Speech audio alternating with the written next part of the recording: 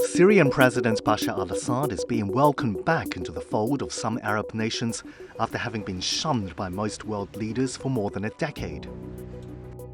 His brutal crackdown on anti-government protests in 2011 triggered a civil war that's still going on. The conflicts led to sanctions against the Syrian government by its neighbors and Western nations.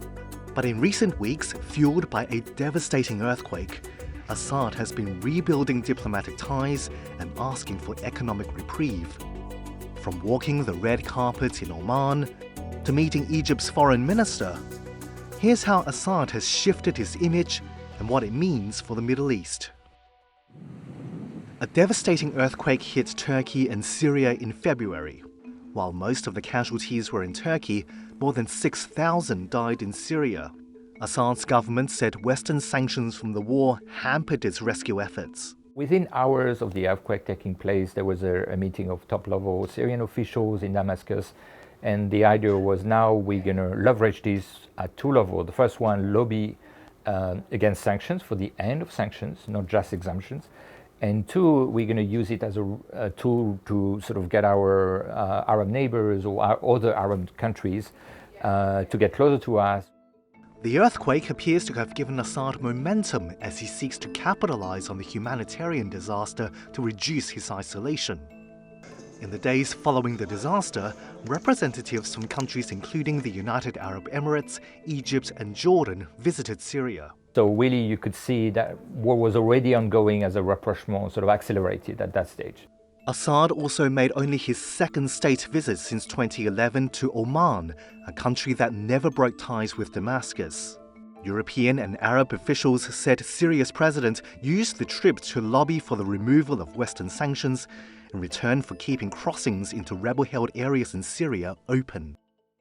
Assad's efforts to restore ties have been building since the Arab League, a group of 22 nations, suspended Syria when war broke out in 2011. مشاركة وفد حكومة الجمهورية العربية السورية في اجتماع مجلس جامعة الدول العربية. In the past few years, the Syrian leader has beat back rebels with the help of Russia and Iran. Both countries remain key partners to the regime. Assad arrived in Moscow in March to hold talks with President Vladimir Putin to develop cooperation between the two countries. And Syria has been working with its neighbors to curb the rise of terrorist groups and the trade in the illicit drug Captagon. For a number of countries in the region, there were already some kind of conversation on counterterrorism. Obviously because of the presence of the Islamic State, and other groups, affiliated or close to Al-Qaeda. So there was already some very sort of discreet engagement.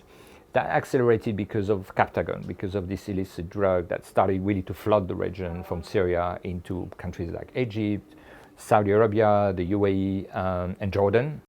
Now a deal is being brokered between Assad and some Arab nations, including Jordan, to help Syria more formally reintegrate. It could benefit the region for a number of reasons. The prime concept is really stability. If you have a country in the region that is where there's no rule of law and everything has sort of collapsed, like we had at times, in Somalia or in Libya, it has implications for the rest of the region. And that's what they want to avoid. I think they want to avoid another Libya. Somalia's central government has struggled for more than a decade to contain terrorist attacks from the Al-Qaeda-linked group Al-Shabaab. And Libya has been in turmoil since longtime leader Muammar Gaddafi was overthrown in 2011. For Syria, all of Assad's diplomatic efforts come against the backdrop of the long-drawn-out civil war, which has spanned over 12 years. Hundreds of thousands of people have died, and the conflict's created the world's largest refugee crisis, according to the United Nations.